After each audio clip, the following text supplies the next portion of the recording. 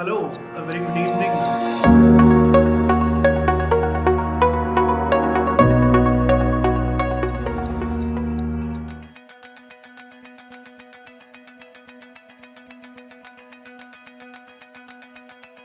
So, Rajiv ji, glad you're able to find time for us to discuss your new book, Snakes in the Ganga. Welcome. Thank you. Thank you, Yeah. Jaggi. It's always a pleasure. You've always been a very sharp, hard-hitting journalist. The synopsis that I read of the book, and I suppose it's coming next week, I'll read the whole thing. It's a little worrisome, a bit difficult to accept that we are in such a bad shape that academics in Harvard can do thus so much damage. You know, as I understand it, this book is a revision of your earlier book, Breaking India, where you looked at the forces from left and right who are trying to damage India. What is the new thing that you have added that makes this the most relevant topic to discuss in terms of what is likely to hit us like a ton of bricks? Thank you for the question, Jaggi. You're sort of positioning the book incorrectly as a kind of an adjustment or adaptation to the previous book. I see it as a new thing. Yeah. In the previous book, we looked at what the problems are in India, and then we traced the money and the influence where it's coming from, and it went to places like places where there's Dravidianism being exported and there is a church being exported. Now, this is a fresh exercise right now. It's not like we adapted that and so on. The fresh exercise is as follows. Jay Shankar is doing a great job defending India from articles in Washington Post and New York Times and BBC and the US Commission on International Religious Freedom, which didn't exist at that time. I mean, which existed at the time, and we did discuss it, but it was not so fierce as it is now. And this whole human rights rhetoric, the social justice rhetoric, where is it coming from? If you do the exercise today, track the money, track where are these people being trained, all the way to all the way to justices of the Indian Supreme Court. We've tracked that. And many journalists, many people in working in the corporate sector, certainly a lot of academicians. When you look at who are the people that are spitting this poison from all over the world, and you see where are these people trained, which is the one single bastion of all this, what we call the nest of snakes. Right. It turns out to be Harvard. Right. So it's a fresh investigation. It's like you investigating crime, and you investigate one crime and you found a certain source. And now it's a different source, different crime. You got to investigate and make some adjustment. This is a whole new thing happening. Each investigation, if you're investigating a crime or you're investigating a story or you're doing research on something, you got to start from first principles. You cannot start with preconceived notions. So in this there is no big church factor. There is no big Dravidianism factor. Those things come later. So the first thing you have to establish is what's the theoretical lens which the other side is using. And the theoretical lens has a history. Marxism entered United States after World War II in Berkeley and in Columbia University. And a man named Herbert Marcuse, who was a German Marxist, came and he gave it a new spin. And he brought racism into Marxism, which was not there in the beginning. And he introduced ideas like cancel culture and all that stuff. They didn't use those terms. But why the majority have to be silenced and they should not be given a voice, and who are the oppressed and who are the oppressors. And he brought in this idea that it is not a class struggle in terms of economic classes, because that's what it was originally, but it is a class struggle racially, which is a whole new kind of concept, a very Americanized concept of Marxism. And this led to something called critical legal, instead of critical race theory, it was critical legal theory. And this came out of Harvard professor, and it stayed dormant. It was only in academic circles and limited leftist circles. And then it developed into critical race theory. And this critical race theory also was very on the margins. It was not a big deal until Black Lives Matter, what happened to George Floyd. so which was a tragedy, and everybody sympathized. So this is when the Marxists and their critical race theory decided to introduce their logic and their DNA into this whole Black Lives Matter movement and co-opted it. So this gave it a whole new kind of the Black Lives Matter movement got taken over by critical race theory. And then the Indians jumped in, the Dalits jumped in and said we should also create a critical caste theory and a critical Dalit theory. And then they said that these Dalits are the blacks of India and the Brahmins are the whites of India. And this whole history of black, white, oppressor, oppressed, and all that, we can apply to India. So this is a very new thing than Dravidianism or than a church. So this, once the Dalits and the blacks aligned at Harvard, because there's a person called Swarajya, he's Harvard's poster boy for Dalits, and he and Cornel West, who's an African American, very famous, they became an allies. Then others joined. There is one Saundarya Rajan who started equality labs in New York, saying that caste has arrived in Silicon Valley and all these IT companies are run by upper caste people and the Dalits are being oppressed. And so this is a very new kind of a thing. And so there is an attack on Silicon Valley. Then another Harvard professor, Ajanta Subramaniam, wrote this book. This basically says that meritocracy in IITs is a sham, because IITs, what they call meritocracy, is actually Brahmin oppression, and the Dalits are being oppressed. So they took this idea of oppressor, oppressed, this whole old Marxist thing, and this old critical race theory and critical caste theory, and started applying it to IITs. And so this whole book, which I've featured in this, I've got a whole chapter rebuttaling. Yeah. Through a Jengde, a whole chapter rebuttaling the rebuttaling big chapters. So this is a lot of work. We have a chapter rebuttaling equality labs in York, which is a new thing. Ajanta Subramaniam's attack on IT is a new thing. This whole business about the Dalits being considered the blacks of India, and the whole Suraj Jende didn't even exist at that time. So all these people are different, and Harvard has brought them all together. And then what is Harvard doing about it? How are they spreading it? How is it formulating US policy? How is it being injected into NCRT curriculums in India? How is it being injected into Ashoka University? These are the things we're talking about. These things didn't exist at that time. You put critical race theory at the center of this ideological fountainhead that is seeking to dismantle India, Hindus, and other things. But tell me, what about the old forces? Yes. I mean, your evangelical groups, your old left and all, you mean to say they've all gone silent? They are no longer a threat? No. See, this is where the entire Indian activist group that was ignited by my old book, they need to be re-educated.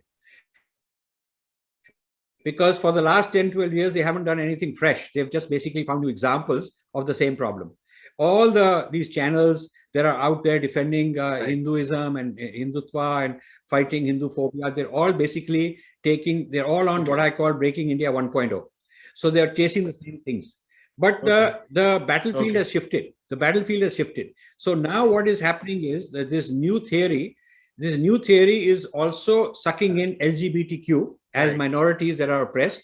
It is sucking in people like the minority religions. So certainly it's sucking in Muslims and it's sucking in Christians, but it is doing it in a different framework. It is a framework of those problems exist, but they have been put under a different umbrella. And so this is now directly, it is not one religion versus another. It is actually this whole thing is much more serious. And the idea of religious minorities is just one aspect of this bigger thing. So tell me, if this becomes the established ideology of the US elite, should the US right, both religious and conservative groups, not feel equally threatened by CRT and related ideologies? And are they not potential allies for people who want to counter this? Or are they also, do we have to fight on multiple fronts? So, so the thing is that India has to fight on multiple fronts, but these multiple fronts are fighting each other. So we can have allies of one against the other. So the fact of the matter is that the conservative movement in the United States are themselves fighting against wokeism and fighting against critical race theory and so on. And actually, I'm doing a lot of work with them. And so because of that, they have some influence over the Christian people, the church in India, to kind of mellow down, temper down, because they realize that you cannot be fighting. You can become useful people fighting the left. Fighting Hinduism on behalf of. What was the last line?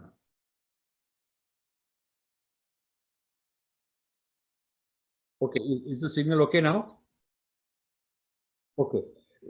You see, the right wing in this country, in the United States, is fighting wokeism and critical race theory and cancel culture and all of that. And we are aligned with that, with them in this fight. And so we keep educating them that while you want to fight wokeism and we are with you, you cannot at the same time be having your church in India fighting against us there. So we got to re-educate you, and we are in the process of doing that. This is a very large part of what I'm doing, is re-educating the Christian right in this country to understand all this. Right. So, but you see, the problem is that our own people don't understand it. Our people who are activists are all out of touch. And while certain forums have criticized wokeism and critical race theory and so on, they've done it very superficially. They really don't understand the depths of it. I mean, they're kind of reacting to some simple ideas. But it takes a lot of effort to go down to the dig up the trenches and see where is this poison coming from. I have 4 big chapters in the first part of the book, 150 pages or more, 200 pages. 4 big chapters on 4 big theories coming from the United States, which comprise this theoretical framework. So you have to first understand what is the theoretical framework, who created it, who is funding it, where is it coming from, what is its agenda. This has not been done. And the way I did it for the earlier Breaking India this is a brand new exercise. Right. I, in fact, don't even refer to anything in the Breaking India right now, not one sentence from there, because this is so much new material. Correct. Tell me one thing, that it's not as if it's only blacks and Dalits who are leading this ideological fight. It would appear that the privileged elite, the white elite, is also adopting CRT as its theme song, right? So what do they gain from it, since they themselves are a product of that privileged upbringing and from the existing power structure? Why are they aligning with this idea when it is meant for their own self-destruction? So this is a question answered in this book. Okay. It's a very, very long answer. Okay. And it's a very long answer in the sense, the question I've raised is, why is it that the billionaires, whether it is Jeff Bezos or Mark Zuckerberg, right, or any of or Bill Gates, who made their billions and hundreds of billions using free market capitalism, why are they aligned with this left wing, which is trying to dismantle capitalism? That is the core idea of Marxism. Right. Why are they the elites of themselves, and they made their money and they continue making money? Why are they doing this support for a thesis which is ideologically going to undermine them? This is a very deep issue which I've analyzed in tremendous detail in the book. So I would want people to read that, because there's no very simple explanation, and I don't want to give any kind of misunderstandings. Yeah. But this is at the heart of the whole thing. Yeah. And if you understand this, then you understand that we are in a whole new game. Right. There's a very different game. Right. Yeah. So the other thing is, like, let's leave aside why they think CRT is a great idea and things. But if they're trying to create a counter hegemony to the existing power structure, surely the end result can only be violence and destruction of everything around them, including themselves. How does this benefit anyone? Have they tried to look beyond the fact that they want to bring down a structure? This is like you're standing under a building and you want to blow it up without knowing that it will come on top of your own head. I mean, is nobody able to see that? So this is the flaw in Marxism. Marxism is about building an antithesis to destroy the thesis, which means that there is a prevailing point of view, there are prevailing structures, and you create counter structures to destroy them. But Marxism has no track record of building anything new. Marxism says that when the antithesis destroys the thesis, then there will be a new synthesis and a new thesis will emerge. But how will it emerge? Who will do it? Who is in charge? The issue I raise is that the vacuum of power created, the vacuum of structures created is a kind of anarchy and a kind of chaos. And what will fill it will be, Islamic terrorism might fill it, China might fill it, these kind of people might fill this vacuum. And so United States may be in serious trouble. So I have actually coined the term breaking America. And I'm talking to a lot of Americans who are taking this thesis very seriously. I'm collaborating with a lot of Americans on this project called Breaking America. Right. So like there is Breaking India, there's also Breaking America. So this is I feel a very new, whole new era of scholarship, which talks about breaking America, breaking India. In fact, I did not include in this book what is going to be a separate publication where I've taken 6 major countries that are responding and rebuttaling this whole new wokeism. There are 6 countries. There is this movement in the US. There are movements in various other countries. So I picked 6 very serious, major, important countries in the world. And I'm saying that India doesn't have such a movement. India doesn't even understand where this is coming from. Correct. So in India, we are still bumbling around, firefighting. It's like we are fighting fires, but we are not understanding who is starting these fires. Right. Why are they starting it? What is their motive? What is their ammunition? Where do they get the energy and all the material to start a fire?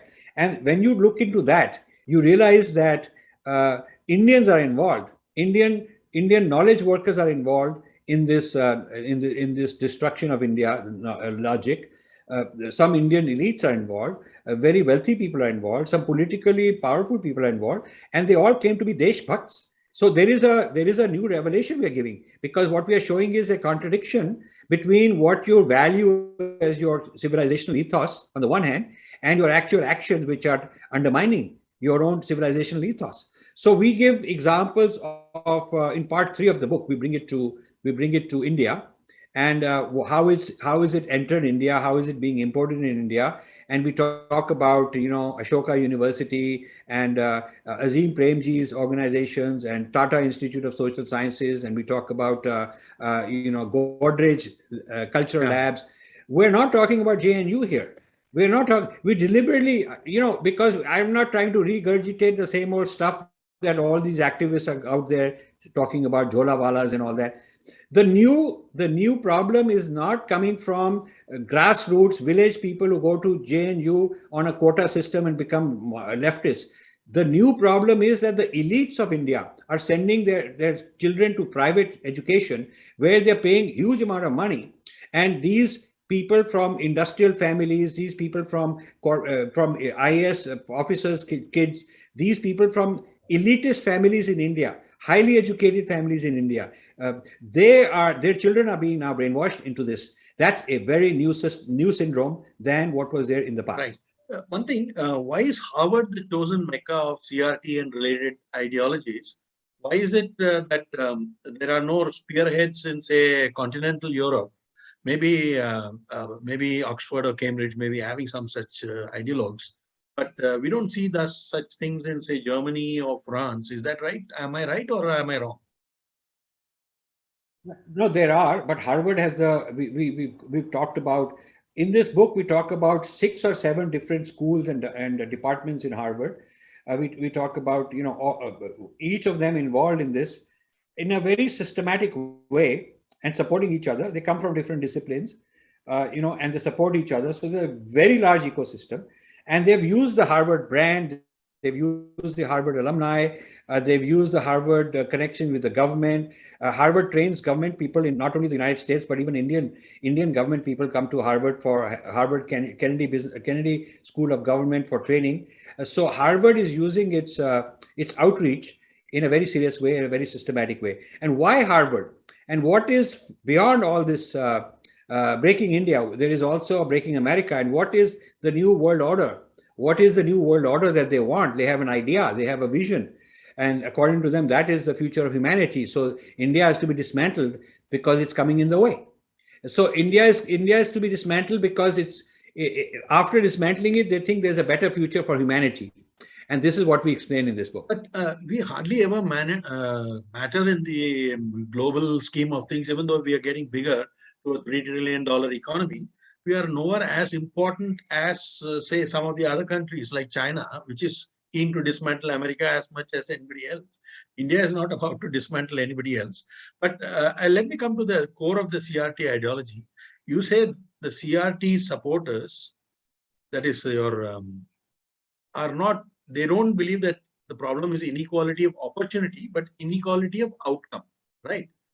So, but how is this valid, let's say, in an Indian context, where we have reservations and quotas, you know? So what we are trying to say is, there is no inequality of outcome because you get, by merely being a part of a group, you get privileged access into elite institutions in India on a percentage of population basis, right?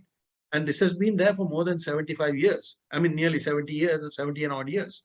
So we have not doing just affirmative action by individual institutional choice, but through a hard-coded thing into the law and backed by other laws that actually ensure that a certain minimum number of people from the oppressed groups, as they would call it, are actually there and becoming part of the power structure. So how does that, in America, affirmative action is still a voluntary thing of institutions. There is no quota, but here we have that. So how is that applicable to us when they say that, okay, you are the ones who are not, you're not including the oppressed? So you see, this is where you have to look, understand Marxism deeper and all these new things deeply, because quotas are necessary but not sufficient. Quotas are necessary according to them, but not sufficient. You have to go into the structures of society, and those, even if you create an equal or a proportion number of doctors and engineers and people like that, and so on, who are coming from various structures of society that are oppressive, and those structures of society, that is why there is this dismantling Hindutva going on. You see, when there was this dismantling Hindutva conference, people fought against it, but nobody came up with nobody could put their finger on why is it happening, who's causing it, and where is the epicenter. And that is what this book is answering. Where is the epicenter? Why is dismantling the civilization, the whole Vedic heritage, is not enough? Even if they got a large number of minorities and so-called oppressed people into power, they still want to dismantle these structures.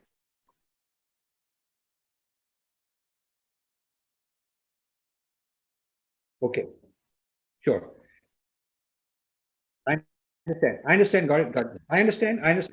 Sure. No. Now let me speak. Okay. So the question is, why is it not enough to have quotas, even if large percentage of minorities and so-called oppressed people became important and empowered? They still want to do more. They require more. They require the dismantling of structures which are producing this inequality.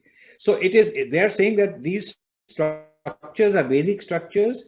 These structures are in the Indian constitution. They are in the Indian way of life, Indian family system. This is the first time Indian LGBTQ plus are a very good weapon to dismantle the family structure and the concept of gender. Because only when you dismantle all the things that hold society together can you rebuild a new society. That is they're saying. So it is not like you can remodel this society a little bit. It's not like a house where you do some remodeling, it'll be fine. You got to break this house down, because this house, in the very DNA, in the very structure of this house, in the very floor plan of this house, there is violence. That is what they're arguing. So it's far more serious than the previous problems were not trying to dismantle Indian society and Indian structure and family life. In Breaking India 1.0, the early book, they were not trying to dismantle families. They were not trying to do that. Neither the Dravidians nor the church were trying to do that. But now dismantle, because you see, they consider the family as a method of transmitting the old structure. What they consider to be the oppressive structure continues being transmitted from generation to generation because of the family. The family is the transmission method that goes into the next generation. And so family has to be dismantled. So the amount of destruction that they seek is unprecedented, absolutely unprecedented. And they do not feel that compromise is an option. Right. So one thing, just in terms of their priorities, why do they think that the first thing to dismantle is Hinduism in India?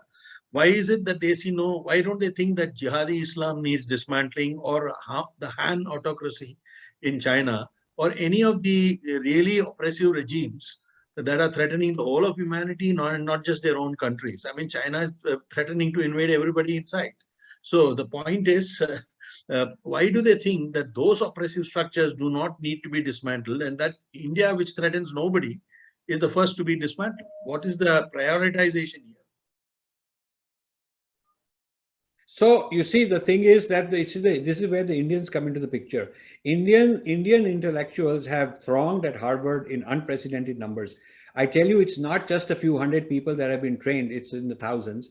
If you look at all the students that have been brainwashed, all the conferences they're having, and all the seminars and all of that, and Harvard has set up shop in India, in Bombay, Delhi. They've set up their own campuses, their own sort of outreach places for research and for spreading their knowledge.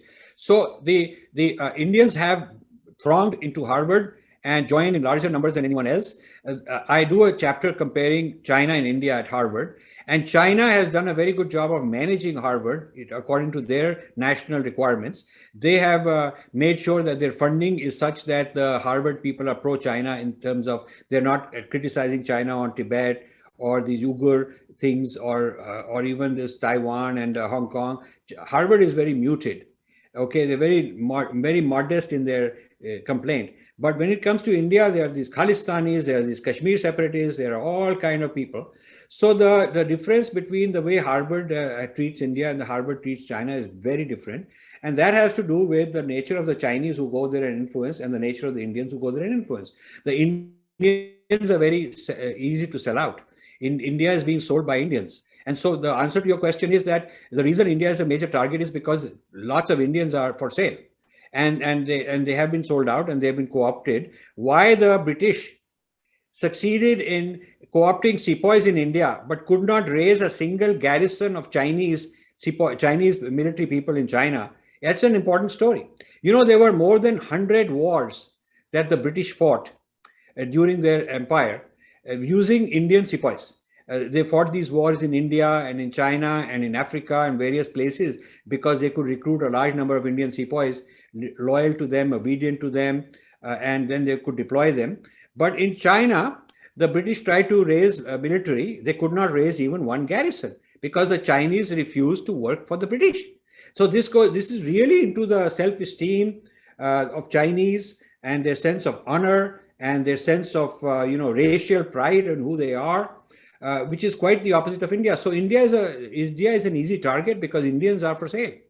This is a very sad thing, and this is not the fault of the current government. This happened long ago. It's continuing. This level of decolonization has not started. Right. This is what this book points out, that level of decolonization has not started. And so Harvard is like the new Oxford. Oxford played this role during the British Empire.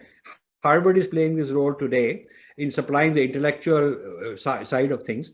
And Harvard has done a better job because they've co-opted Indians. Oxford did not succeed Oxford didn't even try to bring in brown-skinned people in top positions. Right. But Harvard has done that. Whether it is Amartya Sen, and I name in this book, I name a lot of them, by the way. I am not afraid to name names. So I'm naming a very powerful lot of people who are based in the US and based in India and based in Europe. I'm naming a lot of them. And they are important people, well-known people. So the reason India is particularly vulnerable is because Indians have not stood up for India. Take this IIT case. In the chapter where I critique this lady who's written this book against IITs, calling it a kind of oppressive structure. The issue is, why am I the first person who is critiqued this book? Yeah. None of the IIT people did that. Right. And I approached so many IIT people in the United States, Pan IIT, TIE group, all these guys who are very proud, very famous, they're making a lot of money. And I said, why aren't you sticking your neck out? Why aren't you able to do all this? I'll do all the work for you, but why don't you support me? And they said, privately, we'll support you, but publicly, we can't be seen with you, as if I'm some kind of a pariah, because I'm supporting their institution. I'm not an IIT man. Okay, I'm a tech guy, no doubt, but I'm not an IIT man. So Silicon Valley, shame on you, because this is your job. You should have supported. I'm doing it, at least come and help me. Right. You see. So the reason why is the tech of India considered a bastion for elitism, but not the tech of China? Right. There was a conference on meritocracy. I'll give you an example. Right. There was a conference on meritocracy. Harvard organized it, and they compared India and China, and they did some events in China, and they did some events in Delhi. And the Indian speakers attacked the Indian system of meritocracy as a something that is harming Dalits and this and that, all that standard nonsense. But the Chinese are very proud of their meritocracy. So you see, whether in public health, the Harvard School of Public Health, funded by Indians, in the COVID, rather than praising India's performance, rather than promoting India's vaccine, rather than promoting Ayurveda, all the Chinese were doing these kind of things for themselves. But on the Indian side, the seminars had topics like, did the Dalits get enough vaccines, or did the Muslims get enough vaccines? Is it that this is all kind of a saffron, Hindu majoritarianism in the public policy of India, public health policy of India? Come on. I mean, these are, it is irresponsible on the part of Indians who are participating in this. Indians, there are many Indians who are doctors, many Indians in public health, some senior people in the World Health Organization. They're all part of this game that they've joined in. Yeah. So the tragedy is Indians are. This book attacks a lot of Indian elites. So the real tragedy is that Indians are scuttling their own country for short-term gains in academia there, or whatever it is that they're looking for, or for keeping their jobs in Silicon Valley, or whatever it is they're trying to safeguard. It's not like their jobs are under threat, but why are they not speaking out even a little bit? I mean, it doesn't make sense to have all these caste surveys being done in Silicon Valley. Yeah. Yeah. So you see, this is what will open people's eyes, because this is 864-page book. It's a 3-inch thick, royal size, full of examples, data, evidence, a lot of analysis, because the amount of, this is on such a big scale. I didn't want people to think that this is just a few isolated things and okay, it'll be fine. It is not going to be okay. These things have entered the law, and these things have entered the policies of universities in this country. Corporate America is now institutionalizing rules against casteism, and casteism is going to be defined as racism. And just like if a black complains, then the law requires in all these big public companies that there has to be an investigation, and the HR department has to know how to investigate, and blacks should get the benefit of doubt and whatnot. So now if anybody complains on grounds of caste, which is happening, there are people out there who are instigating lawsuits. It will become required for Microsoft and Facebook and Google and Amazon and all these guys to investigate and give the benefit of doubt to the people who are anti-Brahmin. And this will then enter India. This will enter the subsidiaries of all these companies in Bangalore. And this will enter not only their own subsidiaries, but the people they outsource from. There is a lobby in the United States that H-1B visas and all the outsourcing should become caste sensitive, and that they should start doing a caste census to see are there too many upper caste people being brought and not enough Dalits being brought, and not enough Muslims being brought, and not enough LGBTQ people being brought. This will destroy India. This will destroy India's tech competitiveness, because none of this is happening to China. It's happening to India. So I am saying that this is a wake-up call for people in Bangalore and for people in Silicon Valley and for the Indian billionaires who made all their money investing in these things. They are the ones whose fight I'm fighting. And it is their fight that these guys have to stick their neck out, help me, support me. They have to, first of all, understand my book, read what it says, and then decide for themselves, because I see a large number of Indian elites on the wrong side of this war. They're fighting, the kind of people I've been fighting for 30 years. Some of our own people are supporting That's them. right. Correct. That's right. I see that very often. But tell me, looking at it purely from the people who are supporting the, critical race theory and other things, this destructive and divisive ideology, is it emerging from a sense of anomy, nihilism, or some kind of destruction? I mean, what is it coming from? Where is that coming from? Is it that the American family, which is already destroyed, and there is a great sense of loneliness among a lot of people?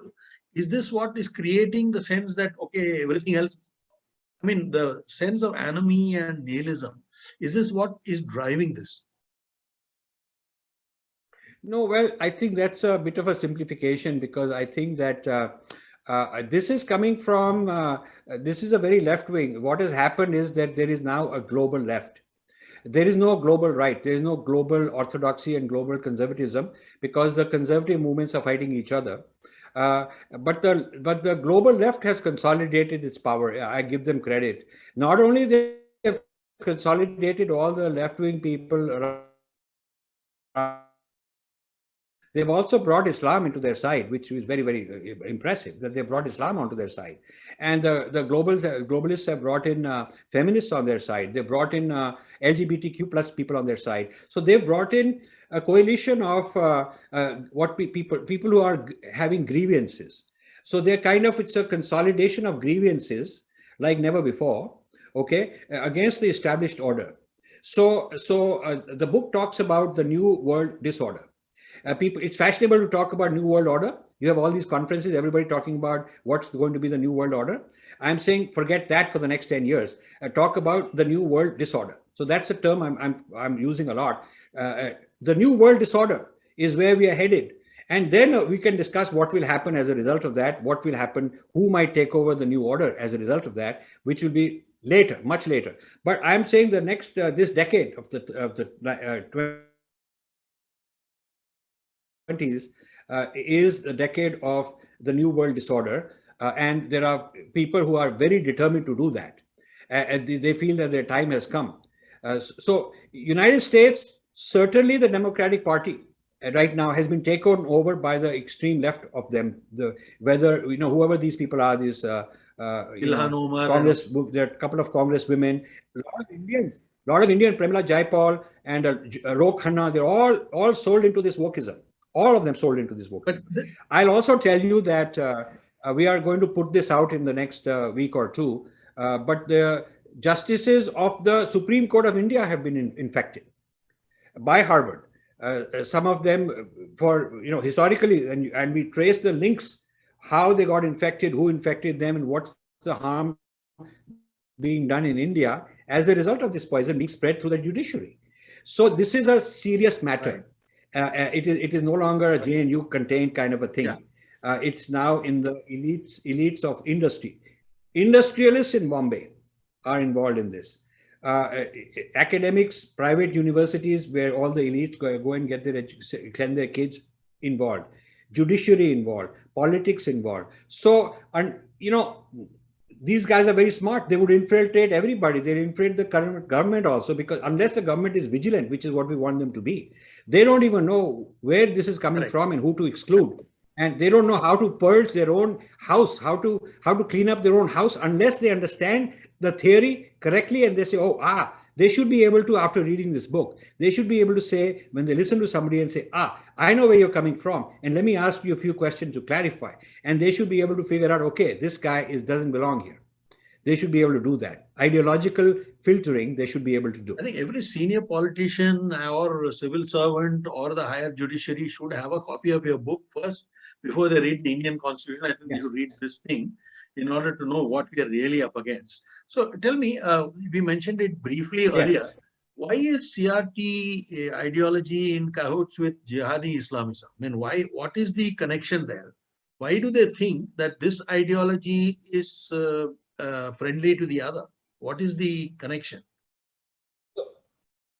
So this we explain in great detail. There's something in this theory called protected classes. Protected Protected classes, there is a logic why certain communities should be protected. And so not only the blacks, not only the Dalits, not only the LGBTQ, not only the feminists, but also the Muslims are a protected class. This is a very, very serious thing that has happened. This negotiation between people developing the critical race theory and the Islamists, because, when Black Lives Matter happened, Muslims really supported the blacks. The Muslims came and the lot of funding came to the United States. The Indian American Muslim Coalition, IAMC, which is really rabidly anti-India. They're doing conferences all the time, and I'm sure you see these conferences. There was one about a week ago where they're constantly blaming the Indian democracy is a sham and all of this anti-elitism, anti-Brahmanism, anti-technology, against Indian technology now. So all of these people came together, and the negotiated agreement was that that Muslims should be considered a protected class now. For a lot of reasons, they came up with that. And the shameful thing is, I have been talking about this, but there are people who represent our culture officially. There are people in the government who represent our culture. There are people in all these Hindu organizations that represent our culture, not only in civic society, but also gurus. And none of them really, they have the resources. They have the money, the clout, the brand value. They have the brain power. They could have, in the last 5-10 years, they could have been engaging all this. They could have been engaging and having a seat at the table and engaging all this. Right. I tried to do all that privately without going public. I connected with all kind of people on our side, looking for help, but no help was available. Because either they didn't understand or they thought it is too far out until now it has hit them. And so they realized, my God, this is a serious problem. But all these years, they didn't want to do anything. Or they felt that they have already solved the problem. I'm an obsolete 72-year-old, I'm an old guy. And they already have these young people who are more slick than me, and they can go on YouTube and get millions of followers, and they can do all these Instagram, and they can do these manthans, and a whole lot of a very large crowd of youngsters have taken over the earlier work that I had done in their own name, ousted me, put me on the side. Fine, more power to them. But these people they developed the momentum and the energy and the resources that they could have actually done something about all these problems ahead of time. But they never did. And they were just too busy quickly getting into the limelight for themselves and quickly trying to, declare victory for themselves that they're doing very well. So the result of it is I did not get support from the people that should have given me support. That's right. And so this is where we are. Right. So tell me, when you talk about these protected groups and other things, in India, we actually have legislation to that effect. I mean, there is the SC/ST Atrocities Act, which means an SC person merely has to say that he called me by my caste name and you have to arrest him. You don't have to investigate the matter. You first arrest the guy who is accused before he is given bail or whatever it is. So we actually have the concept of the protected group in India in the SC/ST Act. And I mean, we're actually far ahead of this wokeism in terms of our actual legislation. In fact, when the Supreme Court said you must actually investigate whether somebody actually said this thing before you put him in jail, actually the whole political class turned up and reversed the political judgment with a new law which said that is compulsory. So we have the concept of the protected class in many of the religious things.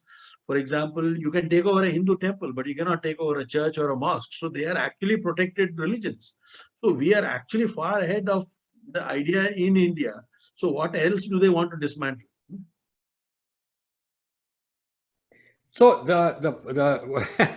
so the fact of the matter is, from their point of view, they feel that in spite of all these laws, the Hinduism, and thank God, Hinduism is still solid. Okay, it's solid in your heart because Hinduism does not live dependent on external structures. There is an internal structure. There is an Adhyatmic structure inside the heart of each of us, and so the Hinduism is sort of sitting inside, and it hasn't been eradicated.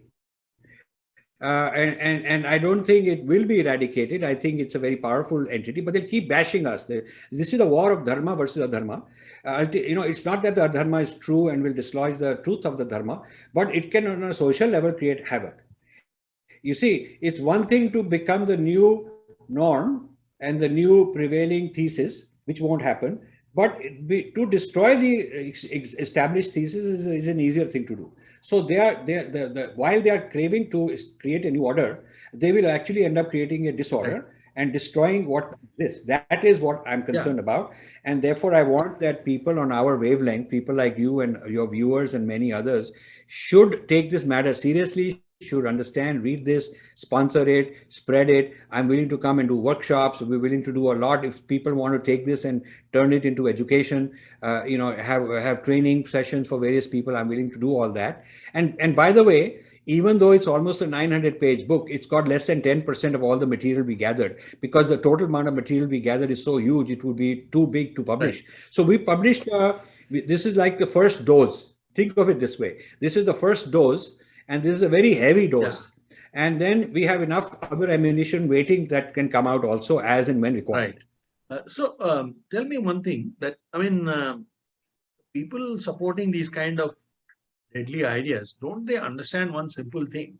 History teaches us that no matter which system comes into being, whether it is capitalism or communism or any other form, it gradually, systems develop hierarchies, and humans, through a process of natural selection, create new structures that become ultimately, and some groups do get oppressed. But at some point, the society learns that this is wrong and starts correcting. That is the way societies have progressed and regressed and progressed again, right? Don't the CRT intellectual understand that what they are proposing is not any improvement? It's going to make things worse. That's a good intellectual argument, which I fully support. But the politics dominates. The politics supersedes the logic. This is the whole thing. A thing develops a life of its own, and there are people invested in it. They've got their careers in it. This is an international order. There's a lot of, what you have to look at is, where is the funding coming from? That's what the book answers.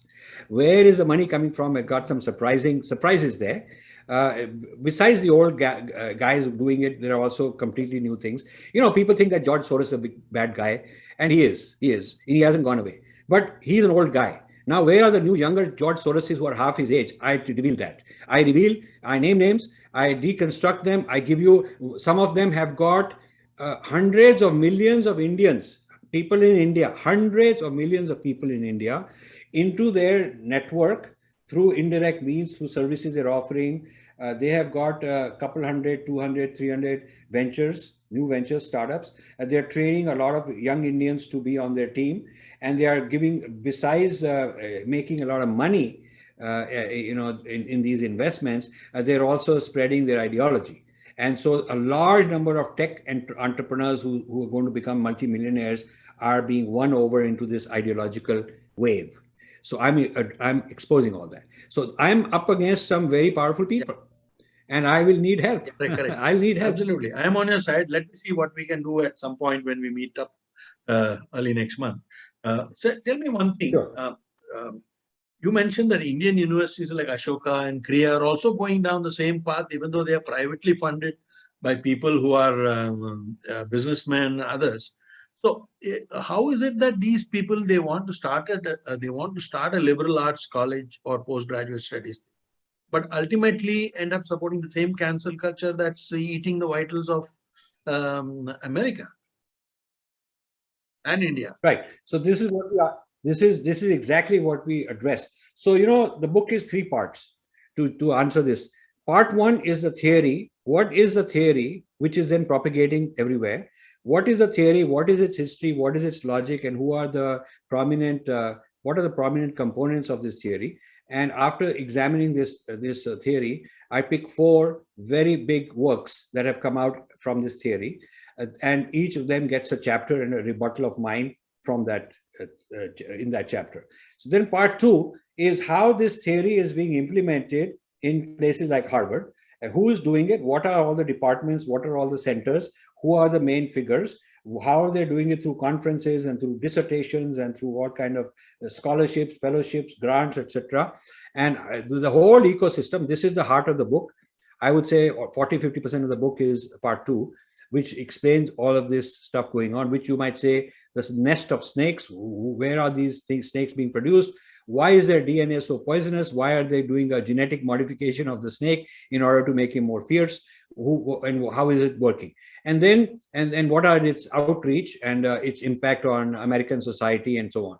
Part 3 is India. That is where your question is. Part 3 is how it all gets imported into India, who's importing it, why they're importing it, why is it so fashionable for Indian businessmen to say, I want to bring in liberal arts. And what a foolish thing that this NEP helped that by saying we bring in liberal arts. And so I'm not against liberal arts, but there's a certain genre of liberal arts which is a problem. And the NEP people who drafted NEP did not seem to understand. I wish we had written this book a few years earlier, and I wish they had read it. Even now, they should read it. Yeah.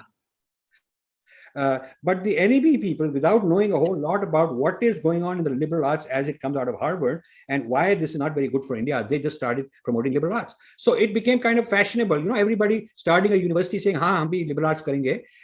I don't think that the Indian industrialists, quite honestly, the Indian industrialists who've supported these universities of liberal arts, I don't think they know a whole lot about liberal arts.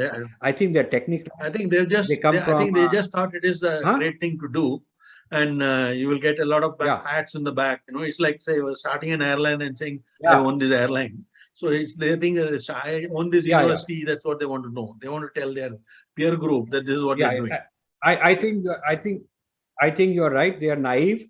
So I think the answer is not that there is some vicious intentions. I think it is stupidity. And I use the term useful idiots. I use the term that, and I'm sorry that some of these are very big shots. I think Stalin's words. I should not be calling them useful. Correct. Stalin used it to suggest all those leftists in Britain, call them useful idiots, because they were justifying the Stalinist system to their own people. Huh? Anyway, so tell me one thing. So these people who are starting these liberal arts type things and supporting it, and I've named a whole lot of them. You know, I personally know some of the people who are original founders of Ashoka, and they came to my house. They were 20 years ago. They wanted to support me, and they were very much concerned about these breaking India forces, and they really were advisors to my foundation. In the early days, they were trying to help me, and then they wandered off because the carrot was too big. It was too exciting to be part of this white man's club and to have a seat at the table in international circles and to be hobnobbing with Warren Buffett and all these, Bill Gates and all these people in various events, and get their kids into Harvard. I mean, they're all into this glamour jet set lifestyle, and they really forgot the fundamentals of their own value system. Yeah, I think somebody pats them on their back and they keel over with joy as though, it's something like that. It's a sad thing that decolonization hasn't really stepped in a big way. Tell me one thing. We talk about CRT as a perversion of both old Marxism and even liberalism, classical liberalism, right? Because it's, many people, if you know, Professor Bal Gangadhara said, liberalism itself is a secularized version of Christianity, where you may be against Christian things, but essentially the same thought is now secularized. Now, CRT is just that is a Bertrand Russell thesis, very brilliant. You read Bertrand Russell. Bertrand Russell did a chart comparing communism and the church. He did a chart like that, and it's quite an impressive, quite an impressive piece of work that he did. Yeah. Okay. Yeah. So is critical race theory also an extension of the same process, where it's a super secularized version of the Christian experience, or is it, or given that they want to break everybody into groups, or is it a secularized version of oppressive caste system? What is it?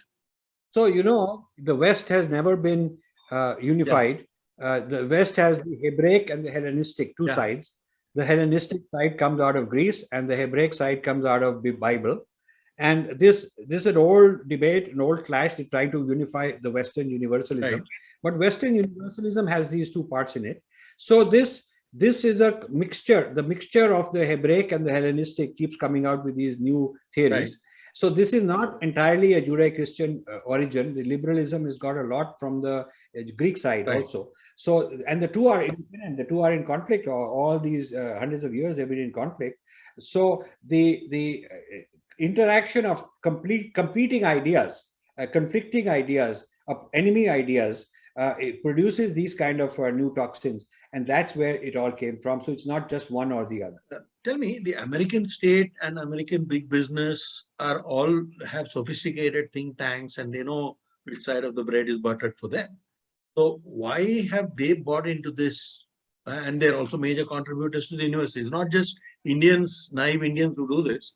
I mean, there are huge endowments from big business. I mean, the Googles and the Microsofts and the GEs and all have huge endowments there.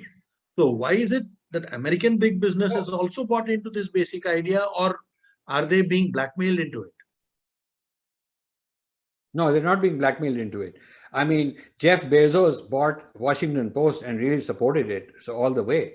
So this is what the book is answering. The question: why would billionaires support the global left, which actually is trying to undercut capitalism? This is a very big question and a very profound, very deep answer that is given. And I'd like to wait till people sort of read that, because I think this is the heart of the whole thing, because this seems like a contradiction, but actually there's a long term, there is a reason, there's a reason for all of this happening. And this is basically the ultimate issue that I bring it all together in the conclusion of the book. Right. No, so I have attempted an answer, not to this specific question, but in the Indian context, I've always wondered, why does big business in India support largely left-wing publications or TV channels and things like that? So my own view is that they do it as some kind of an insurance to see that they don't attack these businesses. Big business always finds that it is vulnerable in India, because every other day you can say, oh, Adani, Ambani, they're billionaires, and attack them. So for them, it makes sense to invest in these little left-wing publications so that they keep quiet and focus their eye on somebody else. That is my simple answer to the question. But is it any different there? No, I sent you the 20 pages from the introduction. And in that one of the sections is what is the motive of the industrialist. Right. Okay, so this I've given 4 or 5 different kind of motives. One of them is insurance policy. Another one is get their kids into Harvard. Right. Another one is business with the global elite. Another one is that they're all mixed up and muddled up. But another one is that there's an intergenerational issue. Dhirubhai Ambani would not support these things that Mukesh Ambani is supporting. Dhirubhai Ambani, his right-hand man on intellectual matters was a man called R.K. Mishra, who founded Observer Research Foundation. Right. And R.K. Mishra and his wife Renuka came and stayed in my house in Princeton for a weekend because they wanted a briefing on, and I've mentioned all this in this book, they wanted a briefing because Harvard had approached Dhirubhai Ambani to give a $50 million endowment and name it after him. And they knew that I'm opposed to all this. I don't like all this happening. So they came to New York and they called me out of the blue and said, we'd like to spend time and listen to your point of view.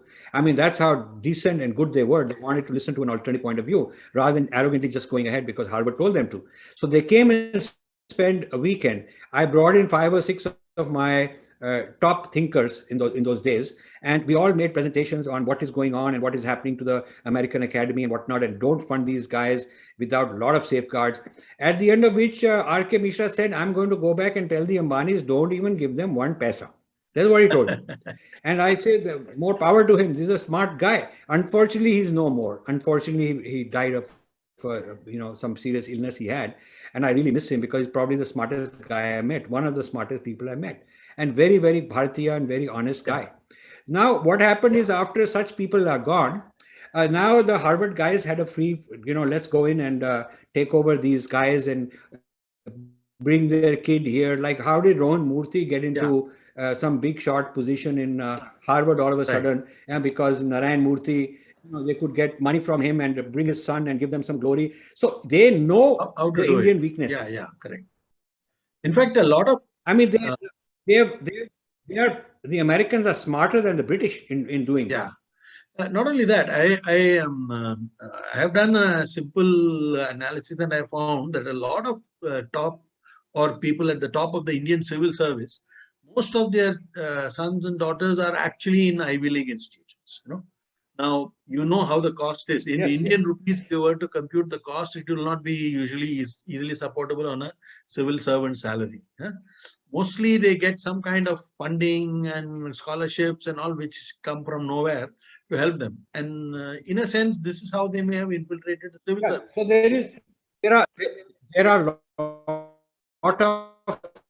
there are lot of programs like Eisenhower Foundation Fellowship and all these kind of things to bring in the cream from the rest of the world and invest in the next generation of leaders. Either they are the children of politicians or the children of industrialists or the children of bureaucrats or somehow activist NGO type, real radical type people, people that you can Americanize, bring them on your side, compromise them a little bit some ways. Now China has started playing this game. I mentioned this Yes. also. China has started playing this game. China has learned this Western game from the British and the Americans, and they've started bringing in people from various places, and like a lot of people from Pakistan and various African countries and Bangladeshis and Sri Lankans and all Indians also. They are bringing and kind of bringing them along into their point of view, investing in them, sending them back, and encouraging them, putting all this funding out to back promote them. So this game of this is a kind of a long distance colonialism. And India hasn't done this. India has not got a program where you bring in young people from Sri Lanka or Nepal or Myanmar or Pakistan, and with the intention that these people can be trained and sent back, or brainwash their bureaucrats or their we don't have that kind of a mentality. We haven't thought through the strategy of international. We keep talking about soft power, but what I'm discussing is how you get the soft power. That's right.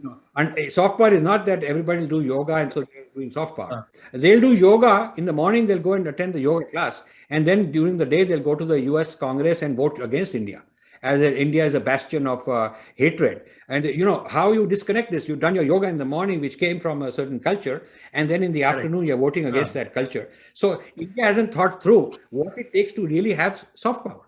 It is not so. The keepers of India's soft power, who are in the culture ministry and all these kind of different movements that have started in India, I'm very glad that they exist. They need to do a better job or to truly understand the dynamics of discourse. Right. So tell me this.